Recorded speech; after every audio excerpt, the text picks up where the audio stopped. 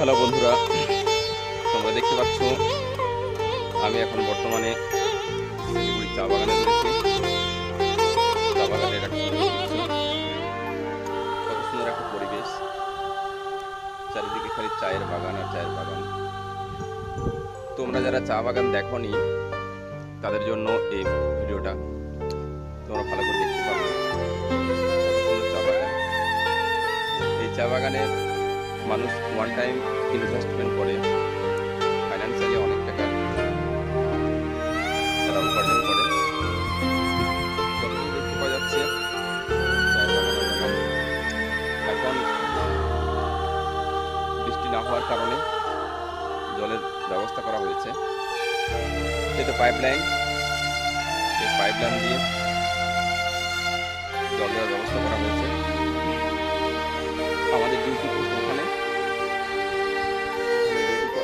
এখন লাঞ্চের সময়, সেজন্য আমরা লাঞ্চ সেরে একটু ঘুরতে চলে এলাম। এত সুন্দর জায়গাতে ডিউটি করতে পেরে সত্যি খুব ভালো লাগছে।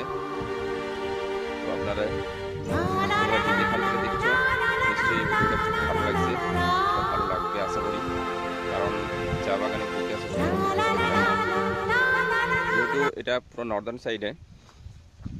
অনেকেই কমেন্ট করেছে যে চা বাগানের ভিডিও বানানোর জন্য, যেহেতু আমি এখন পোস্টে রয়েছি এখানে। যতদূর দেখতে পাবে খালি চায়ের বাগান আর চায়ের বাগান। তো এবার আমি একটু ঘুরিয়ে দেখাই। দেখতে পাচ্ছ কত সুন্দর জলের ব্যবস্থা করা হয়েছে। যেহেতু এখন বৃষ্টি হয় না, নর্মালি বর্ষার সময় এখানেতে দিনরাত খুব সুন্দর বৃষ্টি হয়, যে বৃষ্টিতে চা বাগানের জন্য বা চা গাছের জন্য খুবই উপযোগী। কিন্তু এখন বৃষ্টি না হওয়ার কারণে দেখুন চা গাছগুলো বেশ খুব একটা সতেজ দেখাচ্ছে না, অর্থাৎ কচি পাতা মানে কচি পাতা এখনও গজায়নি। তোমরা দেখতে পাচ্ছ কত সুন্দর জলের ব্যবস্থা।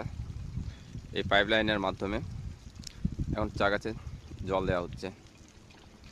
তো তোমরা যে যেখান থেকে ভিডিওটা দেখছো কমেন্ট করবে, আর কমেন্টে অবশ্যই জানাবে যে এই চা বাগান তোমাদের কেমন লেগেছে।